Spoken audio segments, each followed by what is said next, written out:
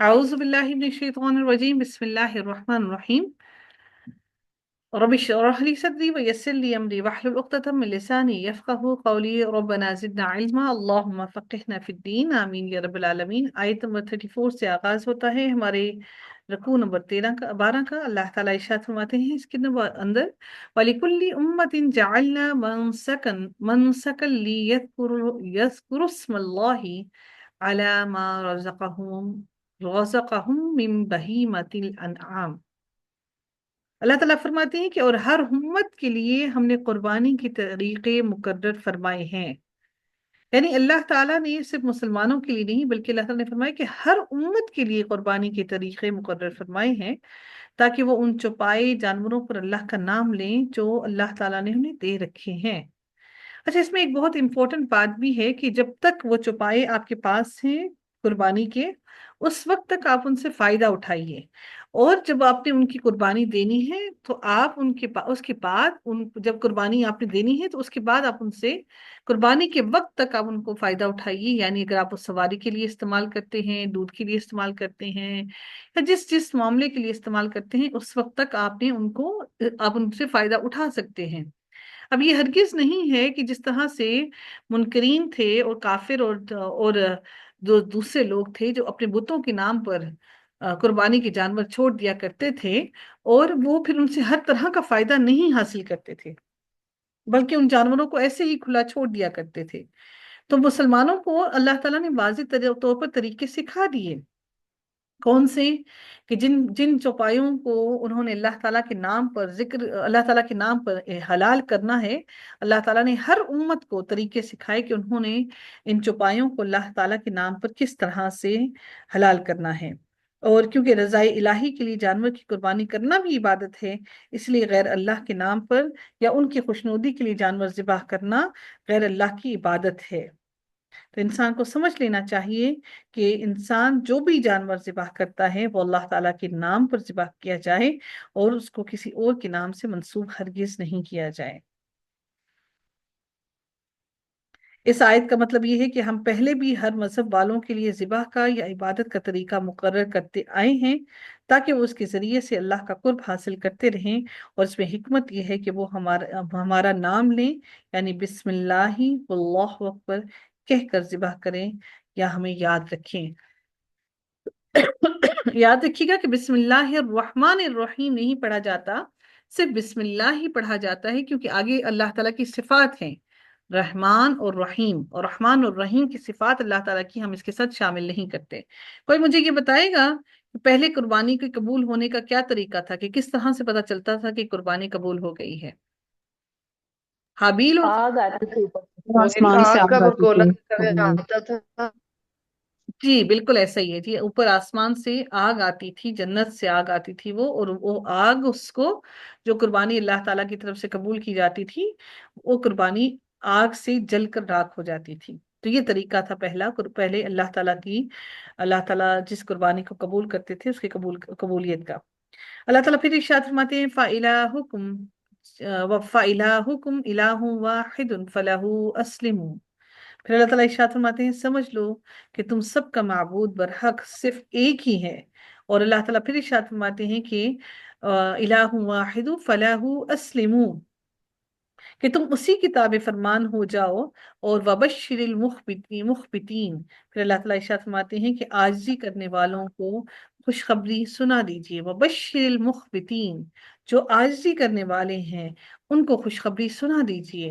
اللہ تعالیٰ اگلی آیت میں ارشاد فرماتے ہیں الذین اذا ذکر اللہ وجلت قلوبهم والصابرین علی ما اصابهم والمقیم الصلاة ومما رزقناهم ينفقون۔ اللہ تعالیٰ مزید ارشاد فرماتے ہیں اس آیت کے اندر واجلت، اللہ تعالیٰ فرماتے ہیں الذین اذا ذکر اللہ تعالیٰ فرماتے ہیں کہ انہیں کہ جب اللہ تعالیٰ کا ذکر کیا جائے ان کے دل تھرا جاتے ہیں، تھر تھرا اٹھتے ہیں، ان کے دل کانپ اٹھتے ہیں، ان کے دل کانپ اٹھتے ہیں، اور انہیں جو برائی پہنچے اس پر صبر کرتے ہیں۔ اور پھر اس کے ساتھ ساتھ علی ما اصابہم والمقیم الصلاۃ، اور صبر کے ساتھ سب سے امپورٹنٹ بات اللہ تعالیٰ نے کیا بیان کی کہ نماز کو قائم کرنا، اور وہ نماز کو وہ قائم کرتے ہیں۔ نماز کو پڑھنے کا حکم نہیں ہے۔ قائم کرنے سے مراد کیا ہے کہ اللہ آپ اپنی تمام خشوع خضوع اور تمام کی تمام باتوں کے ساتھ، اپنی تمام کی تمام ذہن اور اپنی تمام کی تمام شعور کے ساتھ مکمل طور پر اللہ تعالیٰ کے سامنے حاضری دیں، قائم کریں نماز کو۔ والمقیم الصلاۃ، اور وہ قائم کرتے ہیں نماز کو، وَمِمَّا رَزَقْنَاهُمْ يُنْفِقُونَ، اور اس میں سے اللہ تعالیٰ ہمیشہ یہی فرماتے ہیں کہ جو رزق ہم نے ان کو دیا اس میں سے وہ خرچ کرتے ہیں۔ یعنی اللہ تعالیٰ نے کبھی یہ نہیں کہا کہ تم خرچ کرو، بلکہ اللہ تعالیٰ نے فرمایا، ہمیشہ یہی فرمایا کہ جو رزق ہم نے ان کو عطا کیا اس میں سے خرچ کرتے ہیں۔ اللہ تعالیٰ یہ مومنین کی بہت بڑی تمام کی تمام اللہ تعالیٰ ان کی خصوصیتیں بیان فرماتے ہوئے فرماتے ہیں۔ کون کون سی؟ سب سے پہلی یہ بات کہ ان کے دل کانپ اٹھتے ہیں جب اللہ کا ذکر ہوتا ہے۔ اپنے دلوں کو ٹٹولئے، کیا ہمارے دل کانپتے ہیں اللہ تعالیٰ کے ذکر سے؟ اور جب بھی کوئی مصیبت پہنچتی ہے تو اس پر صبر کرتے ہیں۔ اور اس کے بعد اگلی تیسری صورت کیا بیان کی؟ یہ نمازوں کو بھی قائم کرتے ہیں، اور چوتھی صورت کیا ہے کہ اللہ کے دیے ہوئے رزق میں سے خرچ کرتے ہیں۔ وَالْبُدْنَ جَعَلْنَاهَا لَكُم مِّن شَعَائِرِ اللَّهِ لَكُم فِيهَا خَيْرٌ۔ اللہ تعالیٰ ارشاد فرماتے ہیں قربانی کے اونٹوں کو، وَالْبُدْنَ جَعَلْنَاهَا لَكُم، اللہ تعالیٰ فرماتے ہیں کہ قربانی کے اونٹوں کو ہم نے تمہارے لیے اللہ تعالیٰ کی نشانیوں میں شامل کر دیا، کہ من شعائر اللہ، اللہ تعالیٰ کی نشانیوں میں شامل کر دیا، ان میں تمہیں نفع ہے، پس انہیں کھڑا کر کے ان پر اللہ کا نام لو۔ دیکھیے یہ اللہ تعالیٰ نے ذکر قرآن میں کر دیا کہ اس کو تم کس طرح سے ذبح کرو۔ فَاذْكُرُوا اسْمَ اللَّهِ عَلَيْهَا صَوَّافٍ، کہ انہیں کھڑا کر کے ان پر اللہ کا نام لو، یعنی ان کو ذبح کرنے کا طریقہ کیا بتایا کہ ان کو کھڑا کر کے ان کی قربانی کرو۔ دیکھیے کہ ہم نے نہیں ایسا کیا کہ ہم ان کو کھڑا کر کے ذبح کرتے ہیں، اللہ تعالیٰ نے یہ حکم دیا کہ ان کو کھڑا کر کے ان پر اللہ تعالیٰ کا نام لو۔ اب یہاں پر کیا ہے کہ اللہ تعالیٰ نے فرمایا ہے کہ یہاں پر اہل لغت نے اسے صرف اونٹوں کے ساتھ یہاں پر یہ لفظ جو ہے بدن کا لفظ استعمال کیا ہے، بدنا الولبدنا جو ہے صرف اونٹوں کے ساتھ خاص کیا ہے، لیکن حدیث کی روح سے گائے پر بھی یہ لفظ جو ہے استعمال ہوتا ہے، یعنی کہ گائے بھی اس میں شامل ہوتی ہے۔ اس سے مراد یہ ہے کہ مطلب یہ ہے کہ اونٹ اور گائے جو قربانی کے لیے لے جائیں یہ بھی شاعر اللہ ہیں، یعنی اللہ کے ان احکامات میں سے ہیں جو مسلمانوں کے لیے خاص اور ان کی علامت ہیں۔ شاعر اللہ سے مراد کیا ہوتا ہے؟ بیسیکلی وہ علامتیں ہیں جو اللہ تعالیٰ نے اہل ایمان کے لیے لازم کی ہیں، جیسے صفا اور مروہ بھی اللہ تعالیٰ کی شاعر اللہ ہی میں شامل ہیں، نشانیاں ہیں، یعنی یہ اہم چیزیں ہیں، اہم جگہیں ہیں جن کو اللہ تعالیٰ نے شاعر اللہ کہا۔ یہ نشانیاں اللہ تعالیٰ نے ان کو قرار دیا، ایمان کے لیے ضروری ہیں یہ نشانیاں۔ تو اللہ تعالیٰ نے اونٹ کے لیے کہا کہ فَاذْكُرُوا اسْمَ اللَّهِ عَلَيْهَا صَوَّافٍ، صواف یعنی کہ صف بستہ، یعنی کھڑے ہوئے سے مراد ہے۔ معنی کیا ہے کہ اونٹ کو اسی طرح کھڑے کھڑے نہر کیا جاتا ہے کہ بایاں ہاتھ بایاں پاؤں اس کا بندھا ہو اور 3 پاؤں پر وہ کھڑا ہوتا ہے، ان کی کھڑا کر کے اس کو ذبح کرنے کا حکم دیا۔ کہ اللہ تعالیٰ نے قرآن میں واضح طور پر ہمیں بتا دیا کہ ہمیں قربانی کس طرح کرنی ہے۔ پھر اللہ تعالیٰ ارشاد فرماتے ہیں پھر جب ان کے پہلو فَإِذَا وَجَبَتْ جُنُوبُهَا فَكُلُوا مِنْهَا وَأَطْمِعُوا، پھر اللہ تعالیٰ فرماتے ہیں کہ جب ان کے پہلو زمین سے لگ جائیں، یعنی سارا کا سارا خون نکل جائے، پہلو لگ جائیں یعنی کہ ان کے جسم میں سے طاقت ختم ہو جائے مکمل طور پر، اور ان کے پہلو آرام سے ڈھیلے پڑ جائیں زمین پر، ان کے جسم سے مکمل خون نکل کر ان کے پہلو ان کے مکمل طور پر زمین سے لگ جائیں اور ان کی حرکت ختم ہو جائے، ان کے جسم سے روح نکل جائے، بے روح ہو کر زمین پر گر جائے، تب اسے کاٹنا شروع کرو۔ یعنی پہلے آپ اس کا خون نکلنے کا انتظار کرو، اور جب وہ بالکل اس کے پہلو زمین سے لگ جائیں تب اسے کاٹنا شروع کرو، کیونکہ جو جانور جس میں زندگی کے ابھی آثار باقی ہیں اس کا گوشت کاٹ کر کھانا ممنوع ہے۔ آپ لوگوں نے دیکھا ہوگا کہ کچھ قومیں ایسی ہیں جو زندہ جانوروں کو تڑکتے ہوئے تیل کے اندر ڈال کر فرائی کر کے زندہ جانوروں کو کھاتے ہیں۔ تو اللہ تعالیٰ نے ان سب چیزوں کی ممانعت دی ہے، کیونکہ دین اسلام ایسا دین ہرگز ہرگز نہیں جو کسی پر ظلم کرے۔ जानवर इस हाल में गोश्त काटा जानवर का इस हाल में गोश्त काटा जाए कि वो जिंदा हो, तो वो काटा हुआ गोश्त मुर्दार है, मुर्दा है। वो गोश्त जो है वो हलाल हरगिज नहीं है, वो हराम गोश्त है। अल्लाह ताला फिर अगले हिस्से में इरशाद फरमाते हैं कि वो जुनूबुहा फकुलू मिनहा व अतमिउ, और फिर तुम इसे खूब खाओ। अतमिउ, सॉरी अतइमु, और फिर तुम इसे खूब खाओ। व अतइमुल कानिअ वल मुअतर्रा, और मिस्कीन सवाल से रुकने वालों और सवाल करने वालों को भी खिलाओ। सिर्फ खुद ही ना खाओ, बल्कि जो मिस्कीन तुमसे सवाल करते हुए रुक गए उनको भी खिलाओ, और जो तुमसे सवाल करने वाले हैं वल मुअतर्रा, उनको भी खिलाओ। यानी कानिआ, कता करने वाले, रुकने वाले, जो सवाल से रुकने वाले हैं उनको भी खिलाओ, और जो सवाल करने वाले हैं उनको भी खिलाओ।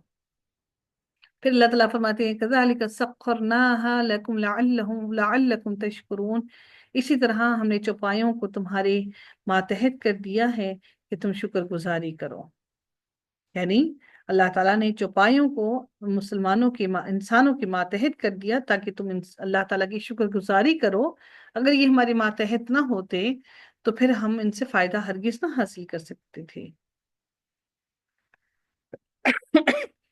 अच्छा, इससे हम एक और बात देखते हैं कि कुर्बानी के गोश्त के तीन हिस्से किए जाएं। जो अक्सर औकात वो लोग करते हैं कि एक हिस्सा वो अपने लिए रखते हैं, और फिर एक हिस्सा वो फकीरों के लिए रखते हैं, और एक हिस्सा वो क्या करते हैं, एक अपने लिए रखते हैं, एक फकीरों के लिए, और एक रिश्तेदारों के लिए रखते हैं। तो बहरहाल इससे एक फायदा ये जरूर होता है कि जो आपने तकसीम करना है वो तकसीम सारा हो जाता है, और फिर आप अपने हिस्से में से जितना भी तकसीम करना चाहें तकसीम कर सकते हैं। बहरहाल ये कोई हरफ आखिर नहीं, और ना ही कोई हदीस से हमें इसका कोई जिक्र मिलता है कि हमें वो तीन हिस्सों में ही डिवाइड करना चाहिए, और तीन हिस्सों में ही डिवाइड करके आगे लोगों में तकसीम करना चाहिए। ये सिर्फ इसलिए किया जाता है ताकि जो बांटने वाला गोश्त है वो लोगों को, उनको बेहतर तरीके से हम उसको बांट सकें, उनको दे सकें।